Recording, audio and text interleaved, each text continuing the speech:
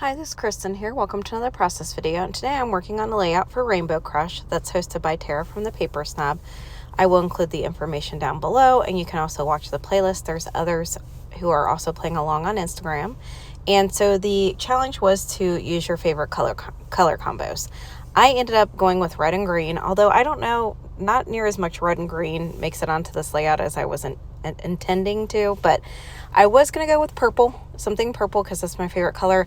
But honestly, I wanted to play with the new 49 and Market Mistletoe Memories, which is by Vicki Boutin, of course. So that's why I went with this. Although, who doesn't like red and green and Christmas, themes? So, and anything Vicki Boutin. So, of course, I end up taking these red squares that was on one of her papers and fussy cutting them out. I had my plan initially was to do like a grid layout and to fussy cut all those out and then have them popped up on like a background paper. But then I really liked this kind of starburst paper. And I kind of liked it like these going across the page to kind of split it up. I kind of feel like, that paper could be very easily used for kind of like a wreath type layout. And I have a tendency to kind of gravitate towards doing wreath layouts. And so I was trying to kind of do something a little bit different. So all of the squares here, I've cut them out. I went ahead and kind of edge distressed them just very lightly. And then now I'm popping them up on foam.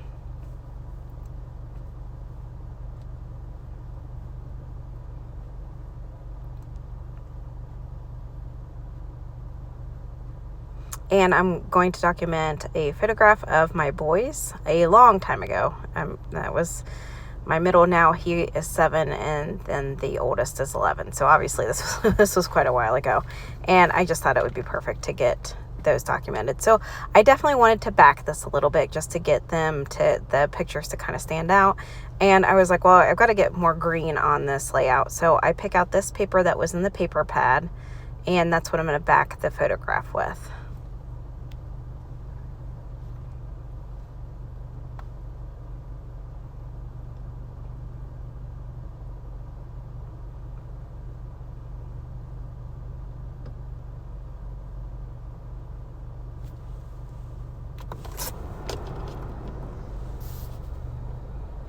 And then I'm going to take this, a couple rub-ons that I had been kind of eyeballing. And I wanted to I didn't want to cover up a lot of that starburst. So I was actually wanting to kind of keep most of the clustering all around the photograph on the red squares.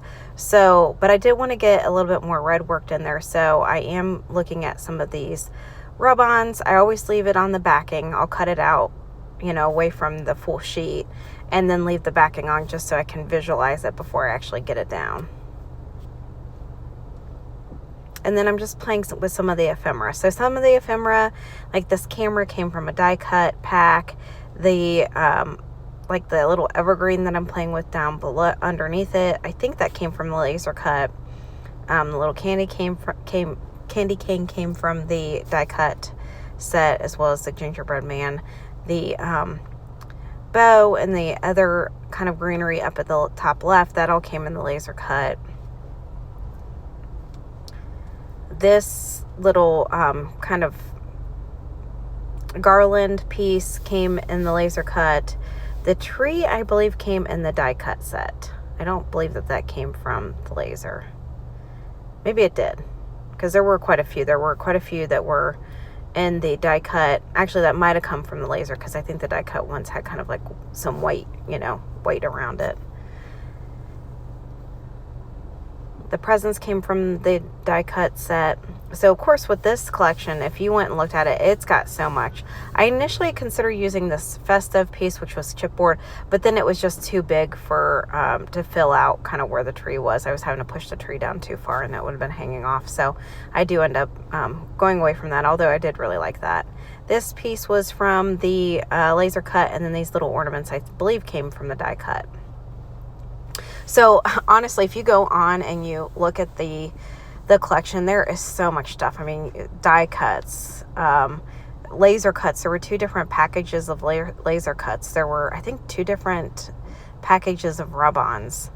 And then of course all the paper. It was a lot. And I think I even watched the live, and during the live, Vicki Boutin was kind of chuckling a little bit about how much stuff there was to it. But I love it because even if I go through like all of the paper, really, like, all of the stuff kind of would work fine with like any other paper that you have. It doesn't even have to necessarily be 49er market, or you could do your own mixed media. And I feel like so much of her stuff is so versatile that you don't necessarily have to use it for 49er market, although obviously it's designed to use together.